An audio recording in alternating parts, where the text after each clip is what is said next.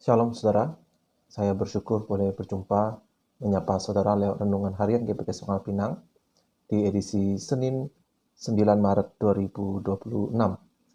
Saudara, hari ini kita akan belajar dengan topik bagaimana untuk membongkar ketidakpercayaan. Di bulan misi ini kita diingatkan dan didorong untuk mari kita menjadi orang-orang yang melakukan amanat agung yang Tuhan Yesus lakukan, yaitu pergi untuk memberitakan Injil. Nah, kadangkala orang Kristen merasa ragu untuk melakukannya karena tidak tahu harus berkata apa, bagaimana untuk menyampaikan firman Tuhan, untuk menyampaikan Injil kepada mereka. Meskipun ada banyak metode yang bisa kita pelajari, saudara, tapi pada renungan kali ini saya mengajak kita untuk melihat apa yang mungkin bisa menyebabkan seseorang itu terhalang untuk percaya kepada Tuhan. Apa yang membuat dia itu tidak percaya. Oleh sebab itu, mari kita berdoa sejenak, mohon pertolongan Allah kita untuk memahami dan juga untuk mengaplikasikannya dalam kehidupan kita. Sekali lagi ya Tuhan, kami mengucap syukur karena Engkau memberi kami hari yang baru, dan biarlah lewat perenungan firman-Mu pada kesempatan kali ini, kami boleh belajar bagaimana untuk mengasihi sesama kami, khususnya orang-orang yang belum percaya kepada Engkau. Tolong kami dengan hikmat Tuhan, tahu bagaimana harus berkata-kata atau bersikap ketika kami menjumpai apa yang menjadi halangan seseorang untuk percaya kepada Engkau. Pakailah kami dan pakailah hamba-Mu untuk membagikan pesan dari Tuhan. Dalam nama Tuhan Yesus kami berserah. Amin.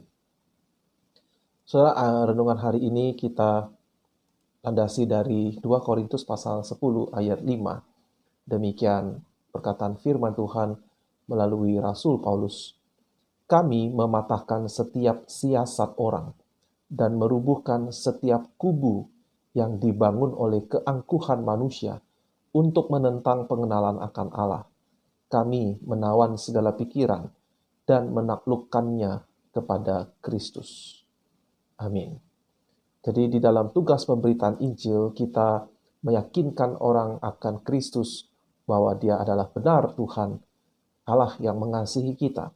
Nah, salah satu langkah yang perlu adalah untuk membongkar ketidakpercayaan seseorang. Apa yang menyebabkan seseorang itu tidak mau untuk percaya kepada Tuhan? Jawaban sederhananya adalah dosa. Tetapi kata dosa itu bisa terwujud dalam berbagai bentuk.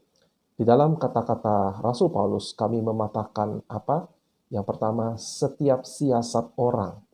Siasat orang, yaitu kelicikan orang untuk mengelak, untuk menolak percaya kepada Tuhan. Merubuhkan setiap kubu yang dibangun oleh keangkuhan. Ya, orang membangun defense mechanism atau pertahanan diri untuk menolak percaya kepada Tuhan yang didasari oleh keangkuhan manusia, kesombongan, tidak membutuhkan Allah, ya, untuk menentang pengenalan akan Allah. Kubu yang dibangun oleh keangkuhan, yang dibangun untuk menentang pengenalan akan Allah. Maka kita harus punya siasat untuk bagaimana merubuhkannya. Lalu dikatakan kami menawan segala pikiran. Artinya pikiran-pikiran yang salah, yang keliru tentang Tuhan, itu kita lawan sampai dia tertawan dan menaklukkannya kepada Kristus. Saudara, kekristenan didasarkan pada keyakinan bahwa dunia ini adalah ciptaan Allah, Allah Tritunggal, Allah yang punya rencana bagi umat manusia, dan segala sesuatu diciptakan olehnya. Maka kita dapat berargumentasi, kita dapat menunjukkan konsistensi dan juga keunggulan dari Yesus Kristus kepada orang-orang yang belum mengenal Tuhan. Tentu saudara, kita harus menyampaikannya dengan santun, dengan penuh respek, dan bukan untuk memecah persaudaraan, relasi, ya, sedapat-dapatnya kita harus berdamai dengan mereka. Tapi kalau mereka menolak, menentang, itu adalah tanggung jawab mereka. Tetapi tugas kita adalah menyampaikan Injil. Nah, saudara, apa yang bisa menjadi penghalang iman? Ada beberapa hal yang saya daftarkan di sini. Yang pertama adalah luka atau kekecewaan kepada orang Kristen. Saudara, orang-orang yang tidak percaya atau sudah meninggalkan Tuhan, itu bisa termasuk di antaranya orang-orang yang dulunya anggota gereja. Atau mereka masih menjadi anggota gereja, tetapi mereka tidak lagi aktif, mereka tidak lagi berserah hidupnya kepada Tuhan Yesus. Ada juga orang-orang yang menolak untuk percaya kepada Kristus, untuk datang kepada Tuhan kita. Karena dalam satu masa dalam hidup mereka, ada luka, ada kekecewaan yang dilakukan oleh orang-orang yang notabene Kristen. Dan ini yang harus kita tolong bagaimana untuk meresponnya. Orang-orang yang kecewa kepada orang-orang tertentu, mungkin itu kerabatnya, mungkin mantan pendetanya, atau mungkin sahabatnya yang adalah ternyata seorang yang Kristen, seorang yang aktif, seseorang yang kalau berkata-kata itu sangat rohani, ya mungkin dia dijuluki seperti pendeta di kelompoknya, di siklus pertemanannya. Tetapi karena orang itu melakukan sesuatu yang buruk, sesuatu yang jahat, sesuatu yang melukai, atau perkataan yang menyinggung, sehingga orang itu membangun tembok untuk tidak mau percaya kepada Tuhan. Nah, saudara, apa yang harus kita lakukan? Apa respon kita? Kepada orang-orang yang seperti ini, kita harus menunjukkan bahwa orang Kristen sekalipun adalah orang yang berdosa. Bahkan kita bisa menunjukkan kepada mereka bahwa para tokoh Alkitab, nabi, bahkan rasul-rasul bisa jatuh ke dalam dosa karena semua orang telah jatuh ke dalam dosa dan telah kehilangan kemuliaan Allah. Tetapi syukur kepada Allah, Allah yang penuh kaya, yang kaya dengan kasih dan rahmat-Nya, ya, memberikan kepada kita anugerah pengampunan dosa. Nah, di sini kita menekankan pentingnya pengampunan. Dan kita bisa memberi contoh dalam relasi suami istri, dalam relasi orang tua anak, dalam relasi biasa antar manusia. Semua orang pernah berbuat dosa. Oleh sebab itu relasi hanya bisa langgeng kalau didasarkan bukan hanya kebenaran, tetapi juga anugerah atau pengampunan akan kesalahan.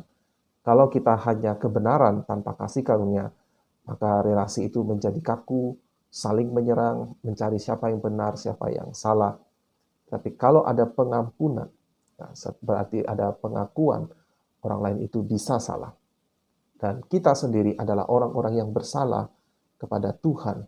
Setiap dosa yang kita lakukan kepada orang lain, itu berarti kita berdosa bukan hanya kepada orang itu, tetapi kepada Allah yang menciptakan kita menurut gambarnya. Dan juga kita berdosa kepada Allah yang menciptakan sesama kita, kita berbuat salah kepadanya. Jadi ketika ada orang-orang yang menolak untuk percaya karena dia ada luka, kekecewaan pada orang Kristen tertentu, kita tunjukkan, kita coba yakinkan bahwa semua orang pernah berbuat dosa. Dan kesalahan yang orang Kristen itu lakukan kepadanya, kalau memang benar itu adalah sebuah kesalahan dosa, maka mereka, orang itu berdosa kepada Tuhan dan membutuhkan anugerah Tuhan, membutuhkan teguran, bahkan membutuhkan pengampunan dari orang yang kepadanya dia bersalah. Ini tembok yang pertama. Yang kedua, bisa saja seseorang itu tidak mau percaya kepada Tuhan Yesus, karena ada kekurangan mengerti atau bahkan kesalahpahaman tentang iman Kristen. Mungkin mereka mendengar dari guru-guru agama mereka, mungkin mereka membaca, mungkin mereka menyimpulkan sendiri pemahaman-pemahaman yang kurang tepat dari orang Kristen. Bahkan ada kemungkinan mereka memahami kekristenan dari orang Kristen yang salah, atau dari aliran Kristen yang salah, yang tidak sehat, yang mengajarkan doktrin-doktrin yang tidak sesuai dengan firman Tuhan. Sehingga kita perlu untuk meluruskan, ya, kita perlu untuk mengajarkan apa yang sebenarnya, ajaran yang benar, yang sehat, sesuai dengan firman Tuhan. Tetapi saudara, untuk melakukan ini, Anda perlu untuk memperlengkapi diri dengan pemahaman teologi yang cukup. Itulah sebabnya mengapa gereja kita ada departemen atau ada bidang pembinaan, yang salah satu misinya adalah memperlengkapi jemaat dengan pemahaman firman Tuhan, pemahaman teologi yang baik, yang sesuai dengan firman Tuhan, yang bisa dipertanggungjawabkan. Itulah yang harus kita siapkan. Itu Itu sebabnya mengapa kita perlu untuk setiap hari membaca Alkitab, belajar firman Tuhan, belajar hal-hal yang mungkin belum ada kaitan langsung dengan hidup kita. Kadang-kala saya merasa orang-orang Kristen tertentu menganggap teologi itu hanya untuk orang-orang Kristen tertentu saja, yang punya ketertarikan tertentu saja. Ini tidak tepat. Sebetulnya Tuhan Yesus menyuruh mengajarkan segala sesuatu yang Dia telah perintahkan kepada murid-Nya. Berarti mengajarkan ajaran firman Tuhan yang benar dan sehat sesuai dengan firman Allah. Jadi tembok yang kedua, kekurangan mengerti atau kesalahpahaman tentang iman Kristen. Biasanya yang banyak diserang masalah Allah Tritunggal, tentang keilahiran Yesus, dan tentang hal-hal lain ya yang berkaitan dengan iman Kristen. Yang ketiga, saudara, adalah mungkin yang menghalangi seseorang itu untuk percaya kepada Tuhan adalah dosa pribadinya. Dia punya dosa pribadi yang menghalangi dia, yang membuat dia sukar berat untuk percaya kepada Tuhan. Bisa jadi itu adalah hawa nafsunya. Bisa jadi adalah keserakahannya.